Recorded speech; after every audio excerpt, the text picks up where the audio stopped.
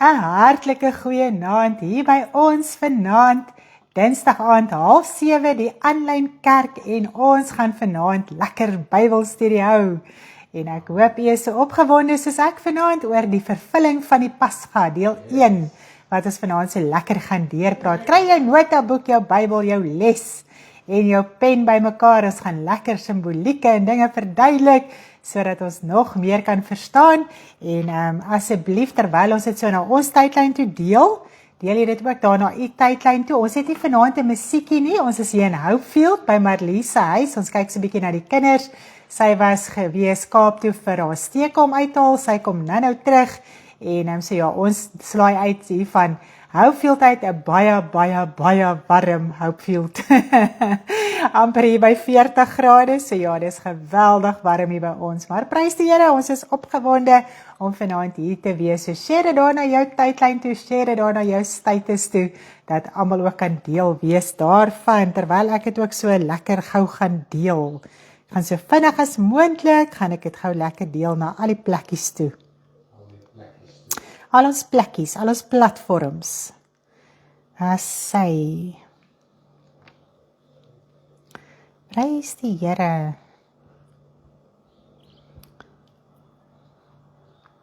Baie welkom almal wat nou inskakel, wat ek nog nie gegroet het nie. Baie welkom hier by ons vanaand. Geniet die Bybelstudie vanaand saam met ons. Deel dit daar na jou tydlyn toe. Daar na jou status toe, oral waar jy dit kan heen deel, na jou stories toe en dat almal kan deel raak. Ons moet nie meer skaam wees vir die evangelie nie, ons moet dit wyd en suid basyn, dat siele kan loskom en vrykom, antwoorde kan kry. Wow, dit is net amazing. Hy is nou daar op ons channel, ons gaan share dit gou daar na ons status toe.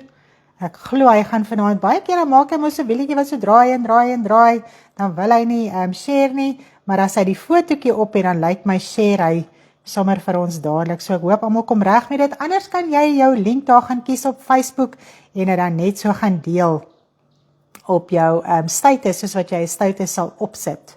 Ek gaan dit ook net gou hier na ons groepe toe deel. Dit voel vanaand so anders sonder musiek, is dit nie? Ag, prys die Here. Ons maak die beste van dit. Prys die Here. God's promise.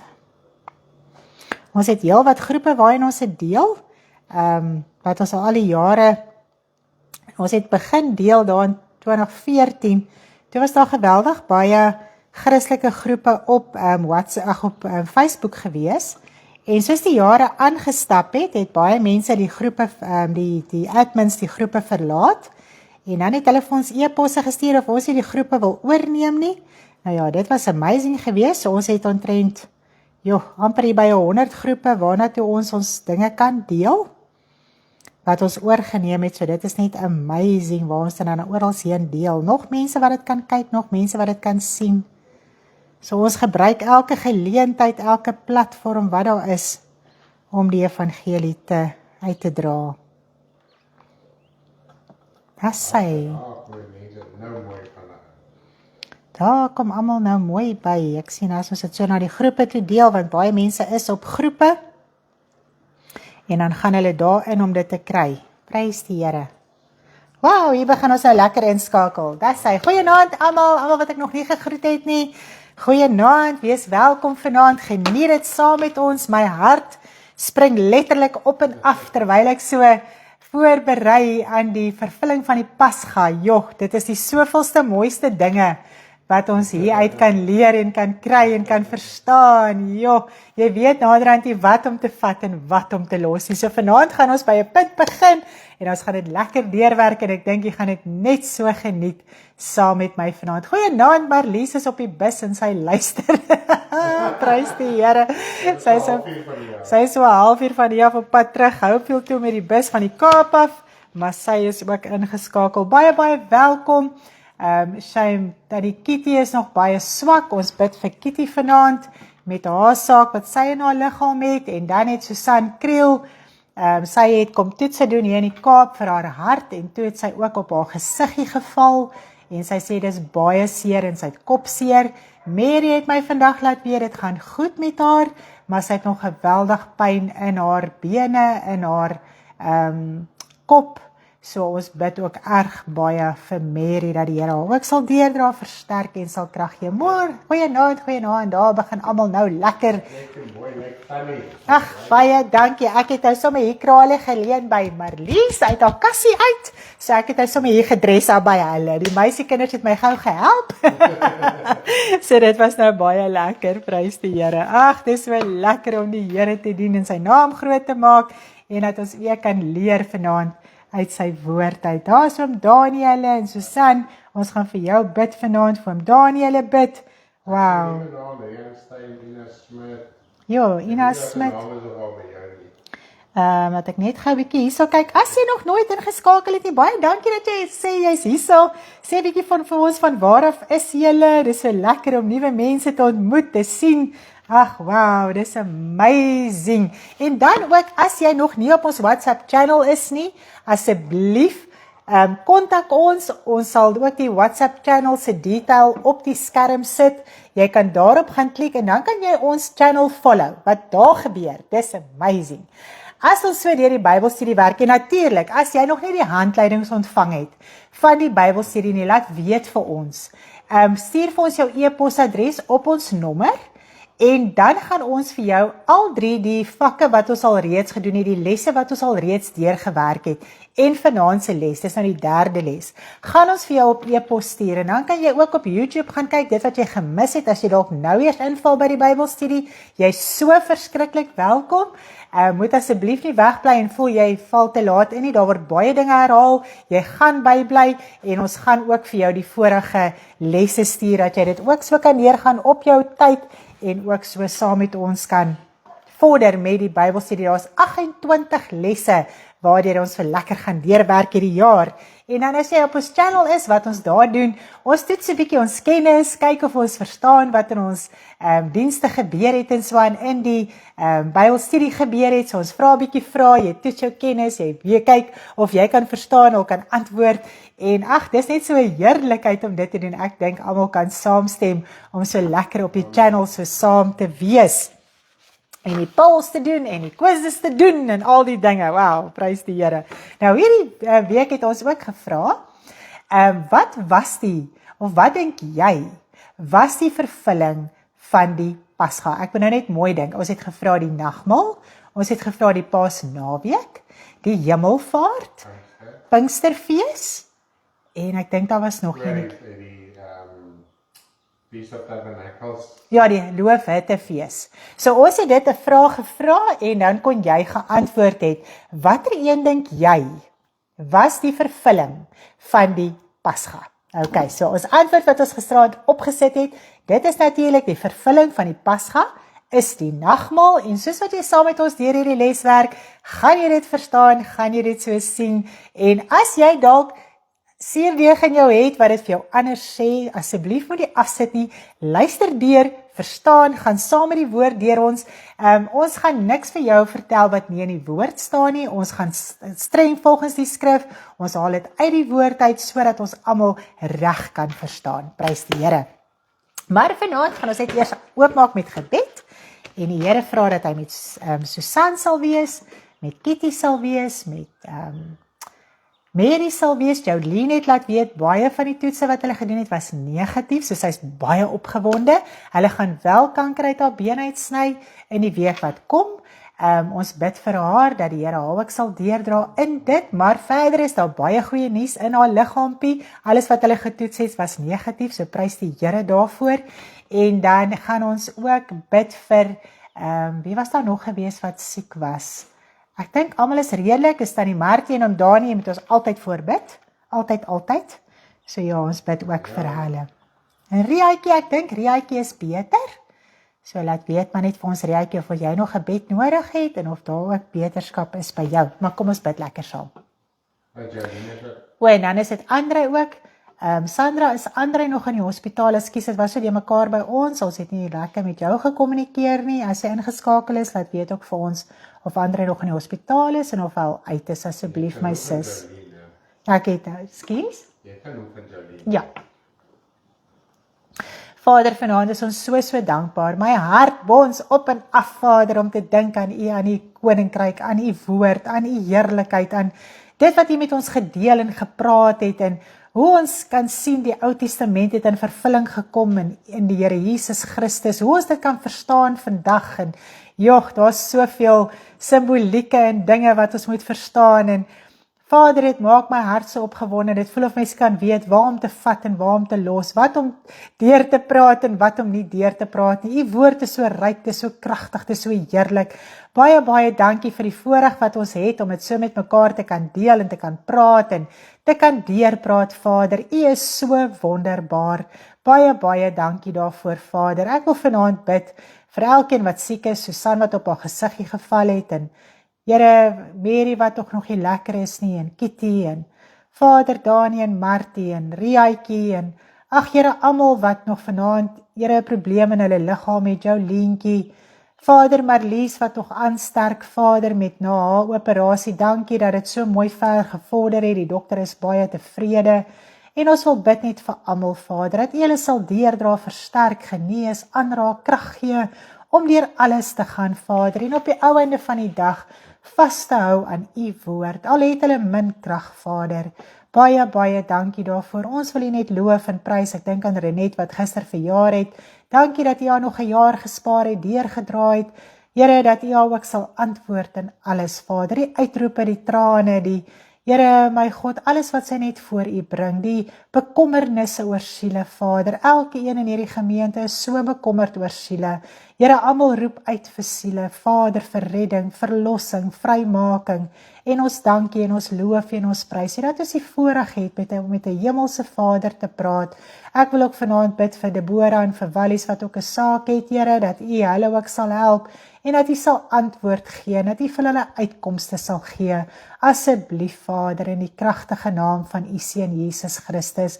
Here, elkeen wat vanaand 'n uitroepe het na U, elkeen wat sy hart dalk swaar voel en Here, voel daar is nie vir my hoop nie. Vader, daar is hoop nie. Ons moet U net soek en vra en U bly dien. En ons dankie vanaand vir U krag en heerlikheid wat ons versterk.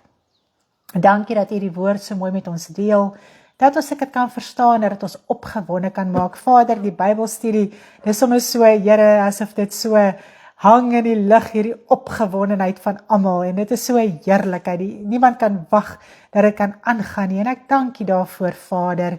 Ons loof U net, en ons prys U vanaand vir U heerlikheid en krag, en ons eer U, Vader, dat U my sal help vanaand, dat ek, Here, dit ook verstaanbaar kan oordra, dat ek dit met wysheid en insig kan oordra, die opgewondenheid wat in my hart is, Here, dat ek dit so kan oordra vanaand, Vader, in die kragtige naam van U Seun Jesus Christus.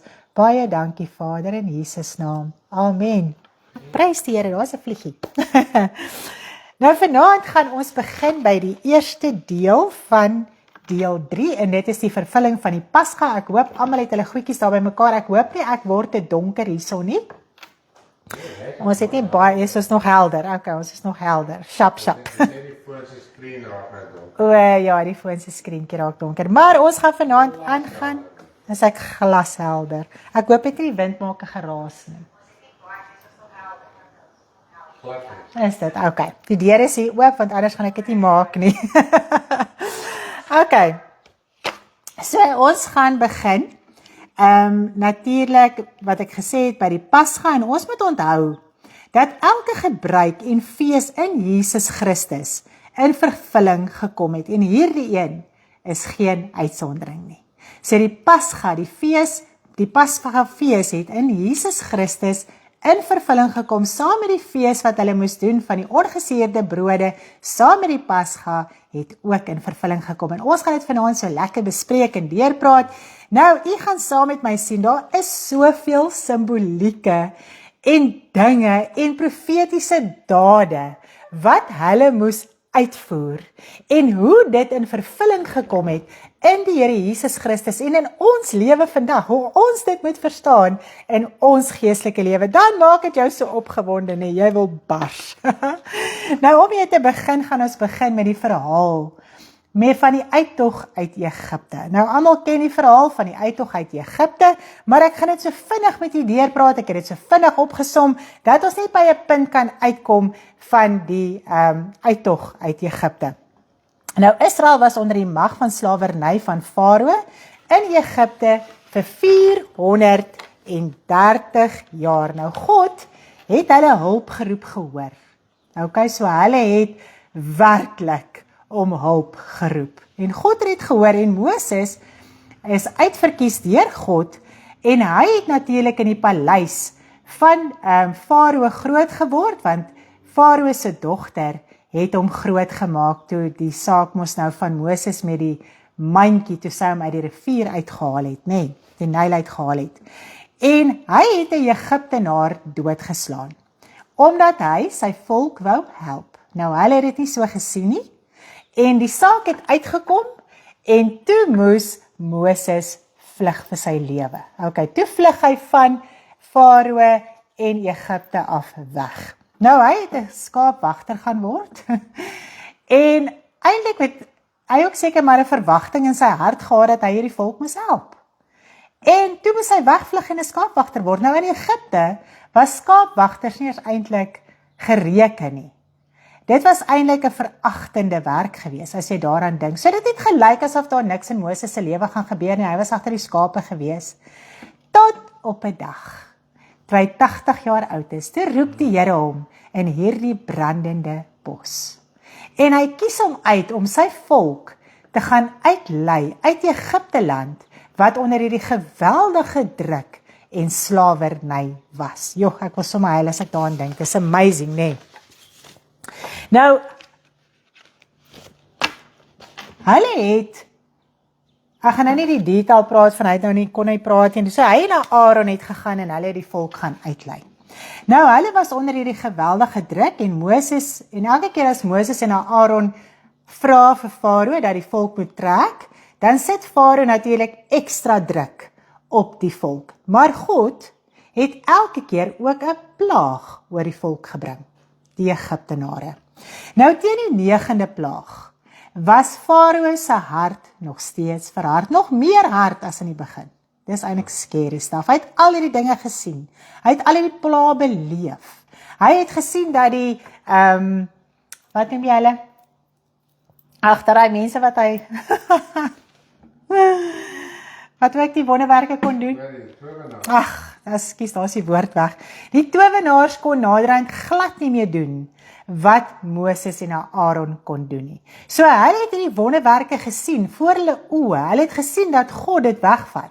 Maar tog was Farao se hart so verhard gewees en teen die 9de plaag nog meer verhard. Okay. En God het die volk se hart kom voorberei vir die 10de plaag. So. Die geweldige plaag. Okay. En God het vir hulle gesê dat hulle moet 'n lammetjie kry, wat 'n rammetjie is. So dit is 'n seentjie lammetjie. Okay? 'n mannetjie lammetjie. Moes hulle kry, wat sonder gebrek was. En hulle moes hierdie lammetjie slag. En hulle moes hierdie lammetjie eet. En hulle moes hierdie lammetjie se bloed teen hulle deurposte moes hulle aanwend, né? Smeer. Met 'n hyssop bossie. Okay. So nou stel God die eerste fees in. En dit is die Pasga. Dit is toe hulle die lam moes eet en sy bloed teen die kusyne smeer. En saam met dit was daar 'n fees wat hulle ook moes vier en dit was die fees van die ongesuurde brode. Okay, so dit het half so saamgeval. Okay. So hulle gaan toe nou en hulle kry toe nou hierdie rammetjie lammetjies en hulle moes dit braai. Okay, en hulle moes die hele rammetjie moes hulle opeet en ewen dit wat oorgebly het, moes hulle verbrand het en dit laat my so mooi dink. Niks van God mag agtergebly het in Egipte land nie. Dit moes uitgewis gewees het. Wow, elke iets van God moes uitgewis gewees het in Egipte. daar moes niks agtergebly het nie. Scary. Want God het gesê, hy gaan onderskeid maak tussen die Egiptenare en die Israeliete. So, hulle eet toe nou, hulle slag toe nou hierdie rammetjie, en hulle vat die hyssopbossie en hulle smeer die kusyn met die bloed van die lammetjie. Okay, nou dit was die Pasga gewees. Okay, so dit is, waarin het hierdie Pasga in vervulling gekom? Hierdie fees van die Pasga. En dit is nou waar ons vanaand so lekker gaan praat, en ek kan vir julle sê, julle kan dit ook gaan lees in Eksodus 12, dis 'n hele hoofstuk wat hieroor gaan, dat God hulle gesê het wat hulle moet doen, hoe hulle dit moet doen, hoe hulle dit moet eet, hoe hulle die bloed moet smeer en al die dinge, en dat hulle besny moet wees, die wat dit eet, en as hulle na die tyd die suurdeeg sou eet, sou hulle die volk uitgeroei geword het, ensovoorts, gaan lees deur die hele hoofstuk, dis baie interessant, maar ek gaan dit so lekker vinnig met u deurgesels, anders gaan ons baie lank vat. Nou, dis so mooi om te dink, dat hier soveel simbolieke in hierdie gedeelte, wat die Here ook met ons deel in ons geestelike lewe. So dit is so mooi, en dit is, iemand het nou die dag gevra, hoekom moet ons dan die Ou Testament lees? Ek dink dit was Rouheidag gewees, en as ons vanaand kan sien, wat ons alles kan leer, uit wat in vervulling gekom het in ons geestelike lewe, is dit amazing, dit maak my so opgewonde. Nou, hulle moes in hulle huise bly, tot die volgende môre, tot die verderwer verbygetrek het. Okay, so hulle mag nie uit hulle huis uit gegaan het nie.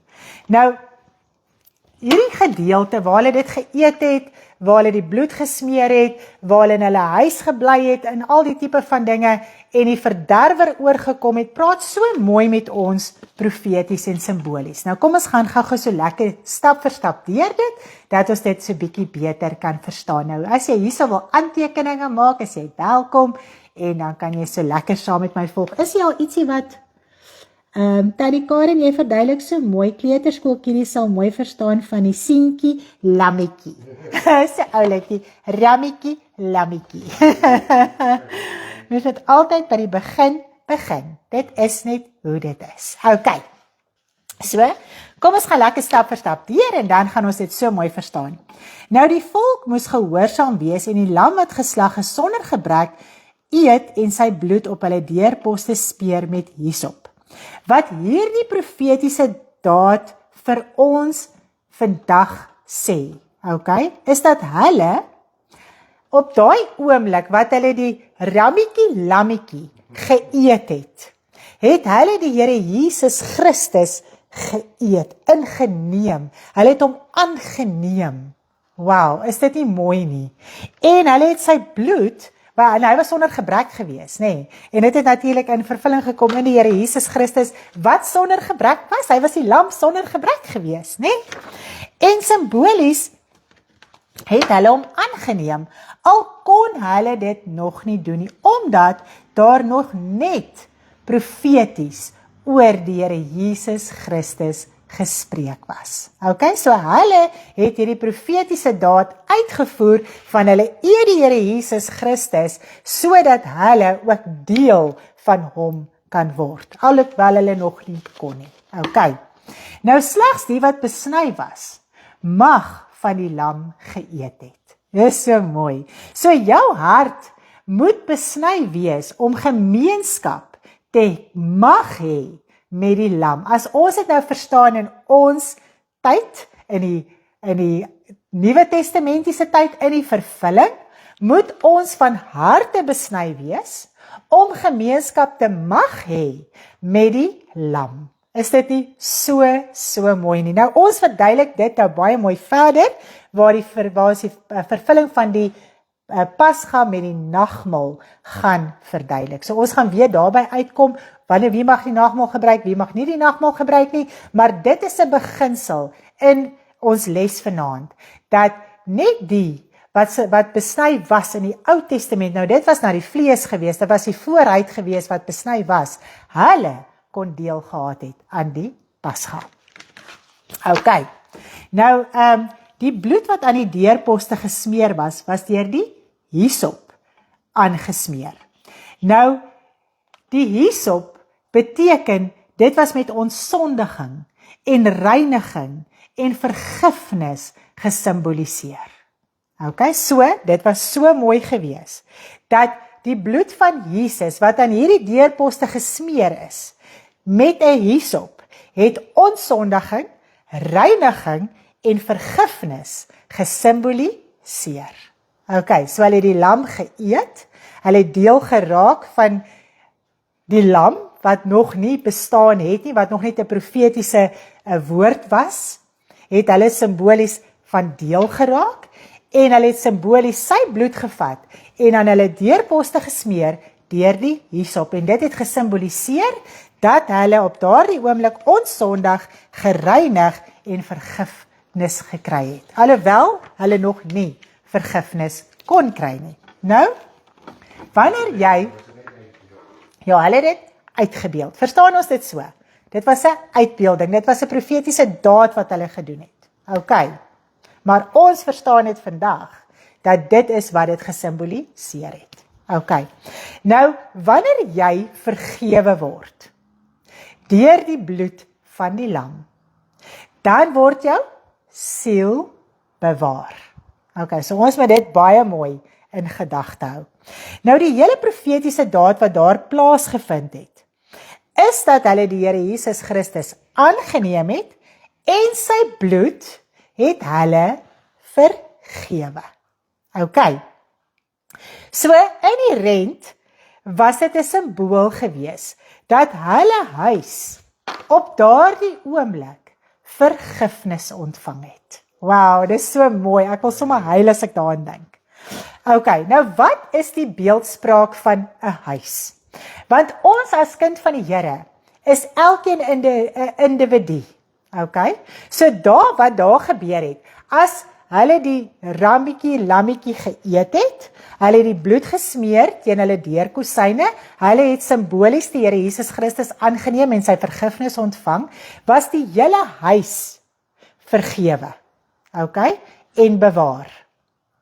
Nou, in die Nuwe Testament, is ons elkeen individueel voor God. Amen. En elkeen individueel moet nou na sy geestelike huis kyk, sodat daar vergifnis kan wees. Is dit nie so verskriklik mooi nie? Nou die verderwer, en dit is so mooi, ek moet eers 'n slukkie water vat. Nou gaan dit nie meer oor die fisiese huis nie, maar daai tyd was dit 'n simboliese saak vir hulle gewees, nê? Nou die verderwer kon nie ingang tot die huis kry nie, as gevolg van die vergifnis. Wow, is dit nie super cool nie? Dit is die krag van vergifnis, wanneer dit in jou lewe plaasvind. Die verderwer kan nie naby jou geestelike huis kom nie. Wow, en ons gaan nou lekker daaroor gesels. Dit is die krag van vergifnis. Ja, dis mooi.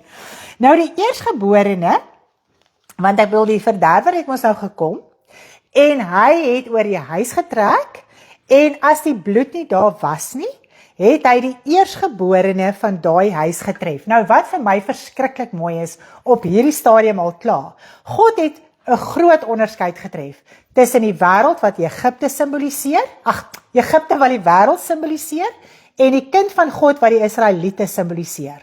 Okay? Daar was 'n groot verskil. Okay? Want die wat die lam geëet het, deel geraak het van die Here Jesus Christus simbolies. Die verderwer moes verbytrek. Maar die wêreld, die wat nog nie met die Here Jesus Christus aangeneem het en met hom gemeenskap gehad het nie, die verderwer het daai eersgeborenes in die hande gekry en doodgemaak. So mens kan sien, daar's 'n geweldige verskil, nou al reeds in ons ook. In die sondaar en in die kind van God, as ons die twee teen mekaar stel, daar is 'n geweldige verskil. So God maak 'n duidelike skeidsmuur. So die kind van God sal die beloofde land ingaan, die hemel, en die sondaar kan onmoontlik Want sy siel is nie in God se bewaring as hy nie die Here Jesus Christus aangeneem het nie. So dit is hoekom hulle eersgeborenes moes doodgemaak word. En die kinders van God, die simbolies die volk van God, die Israeliete op daardie stadium, se eersgeborenes is bewaar, omdat hulle huis vergewe is. OK, is ons by? Is ons by? En almal gaan so aan, ons moet bloed pleit teen die mure en al die dinge om beskerm te word. Verstaan ons vanaand waaroor dit werklik gegaan het? Vir die een wat hom nie bekeer en deur Jesus se bloed gereinig is nie, kan nie steen op beskerming vir sy siel. Vir sy siel. Want jou siel moet bewaar word. Nou dit is wat die eersgeborenes kom uitbeeld het, kom simboliseer het. OK? So niemand wat die Here Jesus Christus nog nie aangeneem het, kan daarop aanspraak maak om beskerm te word deur God nie. OK? En ek dink ons kan dit vanaand verstaan. En dit is nutteloos. Dit is sinneloos om die bloed oor 'n sondaar te gaan blyd, want dit kon hulle nie eers red in Egipte nie. OK? Jy kan nie. En niemand mag van die lam geëet het wat nog nie besny was nie. So die sondaar wat nie deel wou wees van die Here Jesus Christus nie, kon nie deel wees van daai bewaring en beskerming van hulle eersgeborenes nie. Ek dink vanaand, julle bloedpleitsaak, die hele situasie, kan ons verstaan. OK. Prys die Here. Dis so mooi. So, die huis was, okay, die verderwer kon nie ingang kry nie, want dit is die krag van vergifnis. So die eersgeborenes is die simboliek van jou siel. So as jy jou hart vir die Here gee, as jy tot wedergeboorte kom, is jou siel jou eersgeborene. Yes, Okay. En jou siel, jou eersgeborene, word bewaar deur God. Die verderwer kan hom nie in die hande kry. As jy volgens die woord van God lewe en sy opdragte uitvoer van vergifnis en belydenis van sonde en al hierdie dinge, kan hy nie by jou siel uitkom, jou eersgebore nie. OK. Nou wanneer jy die Here Jesus aanneem en jy ontvang vergifnis, bewaar God jou siel sodat die verderwer nie jou siel in die hande kan kry nie. Ek wil net geen punt mis nie, so ek maak maar net seker ek gaan nie deur. So, jou siel is die huis waarna jy moet omsien en skoonhou. Nou kom ons gaan lees dit in Matteus 12 vers 45. Matteus 12 vers 45. Dan gaan hy en neem 7 ander geeste slegter as hy self met hom saam, en hulle kom in en woon daar, en die laaste van hierdie mens word erger as die eerste, so sal dit ook wees met hierdie bose geslag. So as jy die Here Jesus Christus aanneem, is jou huis skoon, hy skoon gemaak. Jou siel is in bewaring. Nou moet jy sorg dat jy jou lewe in besit neem en uitsorteer, dat jou huis skoon bly, sodat daai geeste nie terugkom wat uit jou huis uit is, en dat dit erger is as wat jy voorheen was nie. Jy moet nie gaan terugval in die wêreld nie. Jy moet jou huis in bewaring hou, sodat God jou siel, jou huis in bewaring kan hou. OK, het ons hom so. Nou Pascha in Engels is Passover, wat beteken dat die verderwer oor hulle verby getrek het. So as hy die bloed gesien het aan die deurposte, het hy verbygetrek, oorgetrek. OK.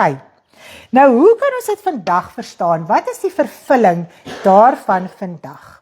Nou jou siel is as sondaar in duisternis vasgevang, in Satan se koninkryk. OK? En jou siel moet oorgaan van duisternis na die koninkryk van lig. Wow, nou hoe gebeur dit? Die enigste manier hoe dit kan gebeur is wedergeboorte. Is wanneer jy jouself bekeer, God skenk jou die wedergeboorte, jy ontvang die gees van God, dan gaan jy oor van die een koninkryk van duisternis na die ander koninkryk van lig. En daar bewaar God jou siel. Is dit nie so mooi nie? Wow. Nou, Saam met die Pasga het die fees van die ongesuurde brode ook begin. Nou dit is simbolies, die fees van die ongesuurde brode is die simbool van sondeloosheid om ontslae te raak van Egipte. 'n Simbool van die wêreld om ontslae te raak van alle suurdeeg van die wêreld. En iemand wat gewaag het om suurdeeg in daai tyd te eet is uitgeroei. Yes. Onder die volk, want hulle moes uit hierdie denke en dinge van hulle uitkom van Egipte, van die wêreld. Hulle moes daar uittrek, hulle moes daar wegtrek, okay. En hulle mag dit nie weer deel van daarvan geraak het nie, want as hulle weer suurdeeg in hulle toegelaat het, sou hulle weer deel geraak het van Egipte, van die wêreld. Nou hulle het uitgetrek uit Egipte uit die wêreld uit, né? Toe trek hulle deur die Rooi See. Okay. En simbolies is hulle in Moses in die see en in die wolk gedoop. Okay? Is dit nie so cool nie? Okay. So hulle die Here Jesus Christus aangeneem simbolies. Hulle kon nie, hy was nog net 'n profetiese woord oor hom. Okay? Maar hulle het hierdie daad toegepas in gehoorsaamheid. En toe hulle by die Rooi See kom, toe word hulle simbolies gedoop. Okay. En hierdie goddeloses van Egipte kom in hierdie aggressiewe mag agter hulle aan. En die water verdelg hierdie goddelose wat in hierdie mag agter hulle aankom. So wat het hulle gered? Die water het hierdie goddelose mense laat verdrink dat hulle kan aan die kant uitkom. So dit is wat ons ook met Noag leer. Dat die water het die goddeloosheid weggewas en dit het hulle gered. En dit is die simboliek van die doop ook. Sê ek die simboliek, nê? Ja. En dit is eintlik mos 'n ander woord, 'n teebeeld. Dis die teebeeld van die doop, hoe die water vir Noag hulle gered het. So is dit die teebeeld hoe die doop ons ook red, want dit was die goddeloosheid van ons af weg. Daai ou lewe, daai vorige lewe van die wêreld en ongeregtigheid in Egipte en al hierdie dinge, was dit weg. Wow, en dit is wat dit ook gedoen het met die Israeliete. Maar natuurlik, toe hulle aan die ander kant uitkom, hulle het net die beloofde land in hulle gehad. Hulle gaan nou net beloofde land toe. Maar dit was 'n pad beloofde land toe. Nou toe hulle nou aan die ander kant uitkom, kom daar omstandighede hulle pad langs. Dan het hulle nie water nie, en dan nie dit nie, en dan nie dat nie, en dan, hulle murmureer en hulle kla, en hulle is opstandig, en hulle is so opstandig met God en met Moses in elke situasie. So al hierdie situasies openbaar toe nou, hierdie Israeliete wat uit Egipte uitgetrek het, se harte. Want dit is ongelukkig, as ons as kinders van die Here kan dit vandag getuig. Dat omstandighede, tekorte, openbaar ons harte. Is dit nie? Dit wat in jou hart is, kom bitter vinnig uit. As jy omstandighede het. Okay, nou God sê ook vir hulle, dat, ek net gaan daarby uitkom. God sê ook vir hulle, in Deuteronomium 8 vers 2, hy sê, en jy moet dink aan die hele pad, waarlangs die Here jou God jou nou 40 jaar lank in die woestyn gelei het, tot jou verootmoediging en beproewing, om te weet wat in jou hart is, of jy sy gebooie sal hou of nie. So God het dit toegelaat. God het hulle laat honger ly en dors ly en alles, om te weet wat in hulle harte is, om dit te openbaar, want jou ou lewe is weg, jou ou lewe is weggewas, maar ongelukkig het jy nog kennis van sonde. Okay? En jy sit met die ou mens wat jy opgebou het in die wêreld. Met alles wat in die wêreld was, het jy 'n ou mens opgebou, 'n karakter, 'n natuur, 'n geaardheid. En hierdie natuur en geaardheid en karakter, of whatever jy wil noem, is absoluut in vyand met God. Okay? Hy wil niks van God weet nie. Hy wil God nie dien nie. Hy wil nie onderwerp nie, hy wil nie verneder nie, hy wil die heeltyd homself bevredig. met allerhande dinge, en dit is wat uitgekom het, terwyl hulle hierdie pad gestap het in die woestyn. Okay, so hulle was die heeltyd kwaad vir God. Maar die wat dit aangeneem het, die wat dit verstaan het volwasse geraak. Hulle het verstaan waaroor alles gaan. Hulle het verstaan dat hulle al God se gebooie moet onderhou in gehoorsaamheid. Amen. En hulle het nie omgekrap en kwaad geraak vir God nie. Hulle het verstaan dat hulle moet vrug oplewer, hulle moet verander. Okay? En dit is in ons lewe vandag ook. Amen. Ons gaan deur hierdie omstandighede en dinge en ons moet verstaan, maar in hierdie omstandighede moet ons die Here bly dien, ons moet sy gebooie onderhou, ons is nie onder 'n wet nie, ons is onder die wet van genade en ons moet dit toepas, en ons moet dit uitsorteer en ons moet dit lewe, en ons moet hierdie pad bly stap, en in dit moet jy volwasse raak, jy moet goed en kwaad van mekaar kan begin onderskei, jy moet geestesvermoëns bykry, sodat jy in hierdie volwassenheid kan stap, sodat jy onbeweeglik kan wees in die evangelie. Okay? So daar was altyd maar net 'n paartjies wat God se woord onderhou het, wat gehoorsaam was, wat die Here wou dien op hulle manier, wat regverdig wou lewe, en hulle was altyd in die minderheid gewees. Die meerderheid het altyd gekla en was in vyandskap en het gemurmureer en al hierdie dinge teen God. En is dit nie mooi, almal het dieselfde omstandighede tekorte gehad. Dis baie mooi wat Stanley nou sê. Almal het dieselfde pad gehad. Almal het dieselfde omstandighede gehad. Almal het dieselfde tekorte gehad. En daar was van die wat altyd gekla en gemurmureer het. En daar was die wat vergenoegd was. In die omstandighede waarin hulle was. Hulle was so dankbaar dat God hulle uitgelei het onder hierdie slawerny van sonde en ongeregtigheid. Maar die wat altyd in kla en murmureer en goeters het altyd terugverlang na Egipte. Hulle het God altyd verwyd, omdat hy hulle uit Egipte uitgelei het. Daar waar die werklemoene en die eie en die visse en alles in oorvloed was, die sonde was in oorvloed, jy kon jouself bevredig soos jy wil, maar jy was onder slawerny van sonde. So, dis mooi. En tot vandag toe, die mens, en Stan het as 'n 2 sondae so mooi gepraat oor, wie is spyt dat hy die Here aangeneem het? Ek dink hulle was bitter spyt dat hulle uitgelei was. Al was hulle onder hierdie geweldige druk. Want toe die tekorte daar is, toe murmureer hulle, toe kla hulle, toe verlang hulle terug. En ons as kinders van die Here doen dieselfde. As ons hierdie omstandighede het, dan wil ons altyd terugverwys na ons vorige lewe. Ons wil altyd sê wat ons daar gehad het, hoe beter dit daar was. En dan verlang ons terug na daai lewe. Daar is ons eintlik spyt dat ons die Here dien, want dan besef ons verantwoordelikheid, ons besef ons het nou werk. Dis geweldige werk om jou geestelike huis in stand te hou. Okay? So, my voorouers het so gedoen, ek is so geleer en so is ek. Yes. Daai karakter laat. Jy wil nie jou karakter laat gaan nie. Jy het daai ding in Egipte opgebou, in die wêreld het jy hom opgebou. Al was dit nie lekker nie, al het jy gevoel ek kan nie meer in die wêreld nie. Satan is besig om my te verwoes.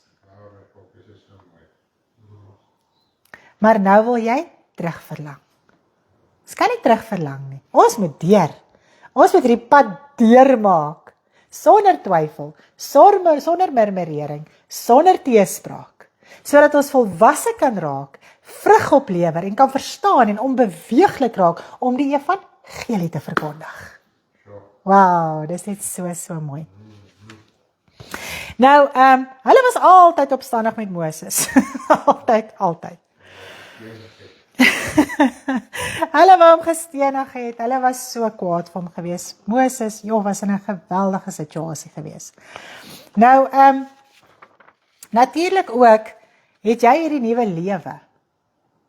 Wanneer jy jou bekeer het en deur die doopwater is en al die dinge, het jy hierdie nuwe lewe in Christus. En jy moet in hierdie nuwe lewe wandel. Jy moet jou lewe in besit neem. Jy moet die pad stap. Jy moet die pad van heiligmaking nastreef. En omdat dit vir ons moeilik is, wil ons dit nie doen nie. Dan wil ons teruggaan na ons ou lewe toe. Okay. Maar hierdie pad wat jy stap, moet maak dat jy die ou mens skit, agterlaat, afsterf. Hulle moes Egipte afsterf. Ons met daai ou mens, daai ou geslag van sonde, van ongeregtigheid, moet ons lê. Okay. Afsterf. Jy moet sterf as ou mens. Jy moet opstaan 'n nuwe mens in Christus. Maar mens hou vas aan daai verlede. Nou dis so mooi wat die woord sê. Strek jou uit na dit wat voor is en los dit wat agter is. Kom ons lees dit in Filippense 3 vers 14. Filippense 3 vers 14. Maar een ding, ek vergeet die dinge wat agter is en ek strek my uit na dit wat voor is en jaag na die doel om die prys te verkry van die hoë roeping van God in Christus Jesus. So ek dink nie meer terug aan my verlede nie, ek wil dit nie meer hê nie, ek top nie meer daaroor nie, dis weg, dis klaar, God het dit vergewe deur die Here Jesus Christus, dis weggewas, jy's klaar met daai ou lewe. Nou moet jy na 'n nuwe lewe wandel.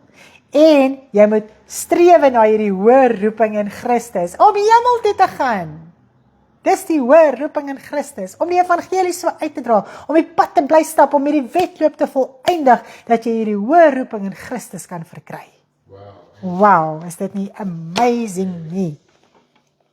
Nou, jou ou lewe was 'n lewe van slawerny, vasgevang in die wêreld en sonde. Jy was 'n slaaf. Nou is jy vry en nuut. En ons waardeer dit nie. Ons verstaan dit nie altyd nie. Nou wanneer jy terughinker na jou ou lewe, gaan jy op 'n stadium weer teruggaan onder slawerny. As jy die hele tyd teruggaan, gaan jy naderhand terugval in sonde in.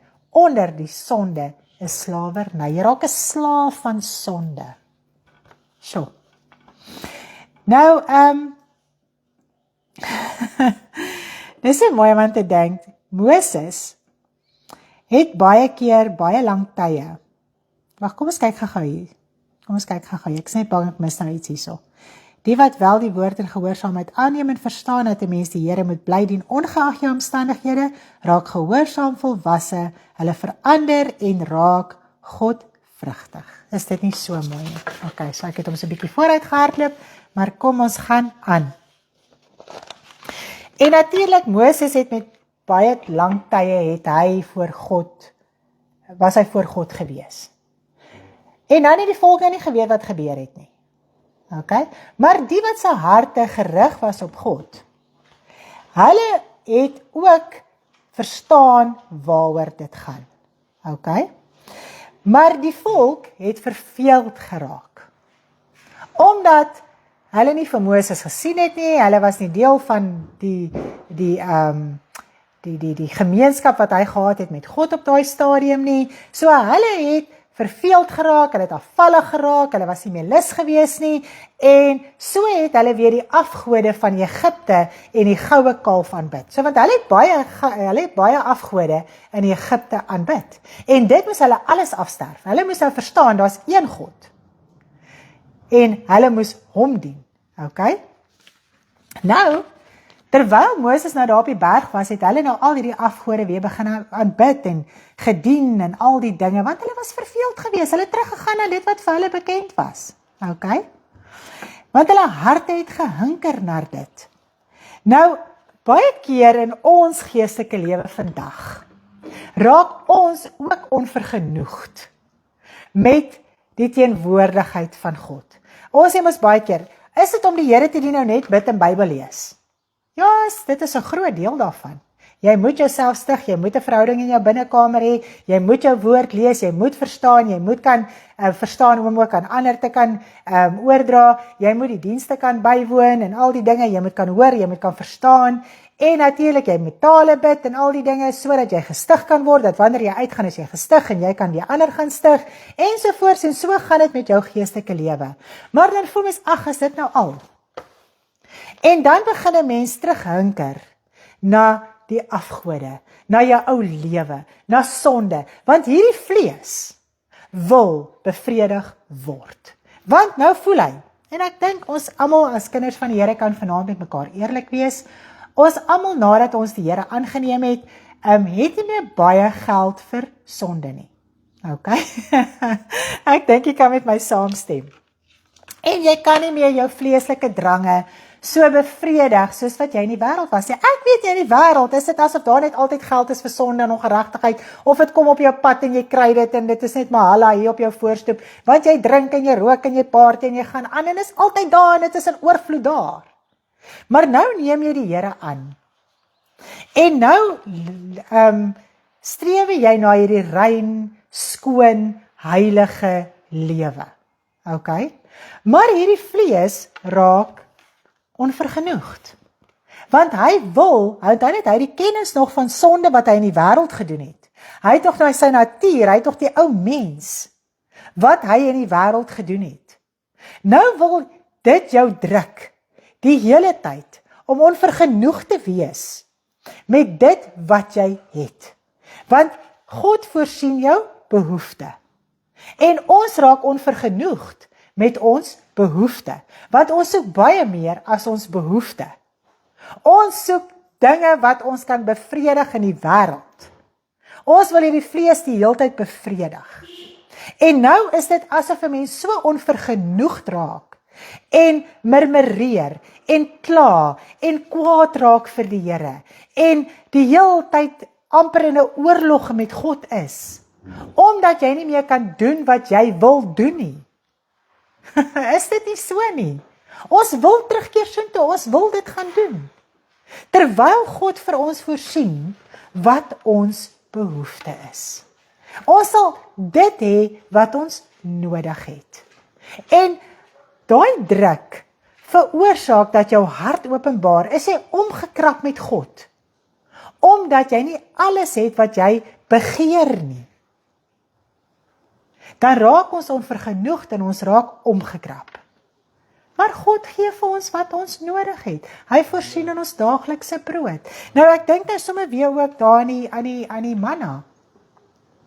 Die volk het so omgekrap geraak met God oor die manna. Al was dit hemelbrood. Hulle het so omgekrap met God geraak. Dit was vir hulle walglik geweest. Hulle wou dit nie gehad het nie. En baie keer raak ons ook so met die woord. Want daar is soveel pryse wat ons moet betaal. Daar is soveel dinge wat ons moet prys gee en aflê, dat ons nie bereid is om dit te doen nie. En wanneer ons die hele tyd hoor hoe die woord met ons praat en deel en ons wil reinig en skoonmaak, want onthou net die woord is ook in die water, wat ons wil reinig en skoonmaak en al hierdie dinge. En terwyl ons dit hoor en verstaan, raak ons kwaad vir God. Want ons wil dit nie laat gaan nie. So dit raak vir ons walglike spys. Ons wil eerder dit hê wat in die wêreld is. En as ons vanaand ons eie geestelike lewe in oënskou neem en met onsself eerlik raak en vanaand sê Here, dit is waar ek staan. Die Pasga het tot sover met my gedeel vanaand. En dis dinge wat ek moet verstaan waardeur hulle simbolies gegaan het, maar wat vanaand geestelik in my hart spreek met die vervulling. Is dit nie mooi nie? En so kan ons eie lewe uitsorteer, ons eie onvergenoegdheid, ons eie hart wat terugtrek wêreld toe, dit wat nog die afgode wil dien, dit wat nog die sonde wil dien, dit wat die hele tyd hinker na daai ou lewe, daai slawerny van sonde, wat die hele tyd spyt is omdat ons uit die wêreld uit is. Dan kan ons vanaand met oorgawe ons eie lewe in oënskou neem. Ek dink jy kan met my saamstem. En sê, Here, waar staan ek vanaand? Het ek spyt geraak? Het ek omgekrap geraak met U? Is ek omgekrap oor my tekorte? En weet jy wat tref my? Dit het my baie, baie diep in my hart getref. Dat hulle kla en murmureer so. Dat God vir hulle sê, vanaand sal ek vir julle vleis stuur. Julle? Die vleis was nog tussen hulle tande. Toe verdel God hulle. En baie keer dink ek daaraan, Here, ons is soos hierdie kinders wat ons wil afdruk en dwing en forceer. En dit is wat hulle daai tyd gedoen het. Hulle was so in onvergenoegdheid teenoor God. Hulle het so gekla en gemurmureer dat God eintlik vir hulle daar hulle sin gegee het. Dit het my laat skrik.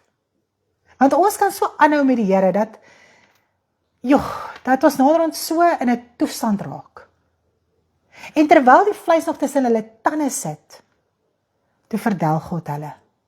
So God het dit nie vir hulle gegee, omdat God dit graag vir hulle wou gee nie. Hulle was onvergenoegd, hulle het gekla, hulle het gemurmureer, hulle was in oorlog met God. En tog het dit gemaak, dat dit hulle einde was. En dit het my baie laat skrik vandag, om te dink, Here, hoe is ons in ons geestelike lewe? Is ons ook so gulsig? Soek ons alles wat in die wêreld is? Wil ons dit nog deel hê van ons? Is ons so gulsig om U te forceer? Om dinge uit te pers? Terwyl die omstandighede ons harte moet openbaar om te verander. Nie om God te beveel nie. Ons moet daar tot 'n stilstand kom. En besef, my God, ek is so gulsig na die wêreld en wêreldse dinge. Ek is so onvergenoegd. Ek moet tot stilstand kom en ek moet myself bekeer. Maar nou kom die Christelike wêreld en in daai onvergenoegdheid kom beveel hulle God. Asof hulle tantrum skiet. En ek dink vanaand kan ons dalk net iets in ons harte verstaan. Dat ons kan verstaan, Here, omstandighede openbaar my hart, sodat ek kan verander, sodat ek godvrugtig kan lewe, dat ek kan uitsorteer, dat ek kan verneder voor U aangesig, dat ek kan aanneem dit wat U in my lewe vir my gee. Dit moet vernedering wees, ek moet 'n diensknegt raak. Ek kan nie myself gaan verhoog en arrogant gaan raak en dinge gaan beveel vir God nie. Dit tref my vanaand, om te dink in wat se toestand sit die Christelike wêreld. Dis asof God daar is en net bevele van die mense moet aanvaar en van hulle gee. Dis asof nie vir sy verstaan vanaand, wat is die krag van God nie. Ons verstaan nie, hoekom het hy vir Jesus Christus gestuur, dat ons lewe gered kan word nie. Dat ons uit die hel uit gehaal kan word. En dis wat Stanley so mooi bedien het Sondag. God het vir Jesus gestuur, sodat ons uit die hel uit kan kom. Nou gaan dit vir ons oor materialisme. Nou gaan dit vir ons oor ons moet hier oorvloed hê. Terwyl ons geestelik moet ryk wees, terwyl ons geestelik moet verstaan, terwyl ons vrug moet oplewer en godvrugtig moet lewe. En dit het my so getref toe hulle die lam geëet het. Moes hulle in hierdie gereedheid wees, hulle moes hulle skoene aan hê, hulle moes omgord gewees het, hulle moes in gereedheid wees. En dis wat ek besef, wanneer ons die Here Jesus Christus aanneem, as ons verlosser en ons saligmaker, kry ons onmiddellik hierdie roeping, dat ons die evangelie moet gaan verkondig as onverdienstelike diensknegte. Ons moet paraat wees. Ons moet onsself laat leer, sodat ons dit kan gaan uitdra aan ander. En dan raak ons passief. Ons gaan sit terug. Ons het nie meer ons skoene aan nie. Ons lende nie is nie omgord nie. Met die waarheid, die woord van reinheid en waarheid nie. Ons raak moeg, ons raak verveeld. Ons gaan terug wêreld toe. Ek kan vir julle sê, dit is vanaand vir my so erg. In my binneste, en ek praat met myself vanaand, ek sê glad nie, dis u en dit is dit en is dat nie. Die vingers wys 10 keer terug na my toe. Hoe paraat is ek? Hoe verstaan ek vanaand my geestelike lewe, my eersgeborene, wat moet erf? Waar die verderwer moet verbytrek, my geestelike lewe, my eersgeborene, moet in so bewaring by God kan wees, daar moet soveel vergifnis wees. Ek moet my sonde bely, ek moet my ou lewe uitsorteer. Dit wat openbaar in my lewe moet ek uitsorteer. Sodat my eersgeborene bewaar kan word deur God, dat hy verderwer verby kan trek, want wat sê die woord? Hy sê, onderwerp jou dan aan God. Weerstaan die duiwel en hy sal van jou af wegvlug. So dan hoef jy nie geestelike oorlogvoerings te gaan doen en duiwels te gaan bestraf, omdat die mens nie volgens die woord van God lewe en onderwerp aan God se woord, soos wat hy vir ons die opdrag gegee het nie. Wil mens ander dinge doen, om die verderwer te probeer wegkry. Want jy weet, die verderwer is besig met jou eersgeborene. Hy het jou eersgeborene aan die hande. Want jy val terug. Wanneer laas het jy jou sonde bely? Wanneer laas het jy in jou binnekamer ingegaan en die Here gesoek? Vir ure en ure, want dis die heerlikheid. Wanneer laas het jy jouself gaan stig en gaan tale bid, sodat jy so gestig kan wees, dat jy die evangelie in vrymoedigheid kan uitbasyn oor hierdie wêreld, daar siele wat verlore gaan, en ons is arrogant, ons wil onsself opblaas, ons wil onsself verhoog, met ons geestelike lewe. Wow. Ek wil nie vanaand preek nie, dit was 'n Bybelstudie. Maar dit is so 'n verstaan in my hart vanaand. Van waarmee is die kinders van God besig, met hulle eie betimmerde huisie, om geseën te wees op hierdie aarde, om nie die pryse te betaal wat jy moet betaal nie, sodat jy kan uitleef dit wat jou vlees bevrediging voorsoek, om die hele tyd Egipte in te trek in jou lewe in. Kom ons gaan vanaand na hierdie Bybelstudie en ons gaan dus doen ondersoek. En ons gaan net na die Here toe en ons gaan praat met hom. En ons gaan maak net weer ons harte oop. En gaan bely jou sonde. Gaan kry klaar met dit wat in die wêreld is. Sterf hierdie ou mens af. Maak jou hart oop vanaand. Sê Here, ek het dit nie so verstaan nie. Maar vanaand verstaan ek iets. Hierdie eersgeborene van my moet erf. Hy moet hemel toe. Hy gaan sy ewige erfenis mis as ek teruggaan wêreld toe. As ek so besig raak met hierdie wêreld. God sal vir ons voorsien wat ons nodig het. Maar baie keer het ons nog. Sê dalk nog 'n broodjie.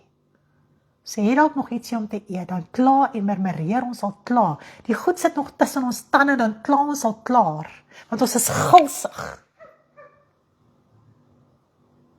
God sal vir ons voorsien wat ons nodig het. Ons mag hom vra, altyd.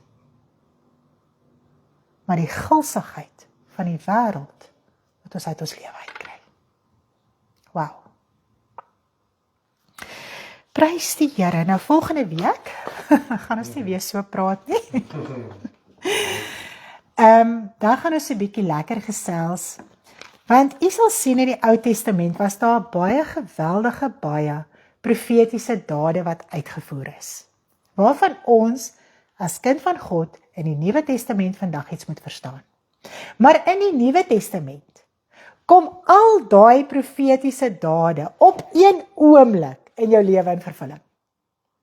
En dit is wanneer jy die Here Jesus Christus aanneem en jy maak hom jou verlosser en saligmaker, jy kry die Gees van God in jou lewe, jy is weergebore, jou hart is besny. Dan kom al daai profetiese dade, die offers en alles, want ek bedoel, Jesus Christus was hierdie offer gewees, hy het vir ons die versoening kom doen, hy is die hoëpriester. So al hierdie dinge wat ons lees in die Ou Testament kom in een oomblik by mekaar in jou geestelike lewe. En dit is wat op een oomblik gebeur wanneer jy die Here Jesus Christus aanneem. Nou ons praat lank daaroor al die simbolieke. Maar jy weet nie eens van presies alles wat op daai oomblik gebeur in jou lewe nie, in die geestelike wêreld nie. Maar nou kan ons dit verstaan, nou kan ons dit leer. Is dit nie mooi nie? Amen. So ja, ek wil volgende week gaan ons lekker kyk na nog simbolieke en natuurlik ook die vervulling van die Pasga wat die nagmaal is. So dan gaan ons lekker daaroor gesels, ons gaan lekker daaroor praat, sodat ons almal sekerheid kan hê, sodat ons almal kan verstaan en dan kan ons ook met sekerheid dit aan ander oordra. Loof die Here. Nou, ek weet nie of daar enige vrae is. Prys die Here. Dink is genoeg, ek dink ons het huiswerk, ek dink ons moet in ons binnekamers kom en ons lewens uitsorteer en besef ons moet klaar kry met daai ou lewe. Dis afgewas, dis skoon, is klaar. Kry klaar. OK, julle lekker aand, lief vir almal. Geniet weer die week wat voorlê. Stanley gaan vir ons donderdag ook die Bybelstudie doen in Engels, heeltemal anders as wat ek het vanaand gedoen het. Julle gaan baie meer nog hoor, baie dinge nog hoor, asseblief. Gaan na albei. Ons moet albei luister, as jy kan, want albei is so mooi. En jy hoor hier dinge en jy hoor daar dinge wat jy bymekaar kan sit. OK, en dan as jy klaar is, as jy volleerd. OK, julle lekker aandjie, lief vir almal, sien mekaar donderdag aand 6:30 saam met Stanley in Engels. Lief vir almal, geniet julle weekie. Bye bye. Bye.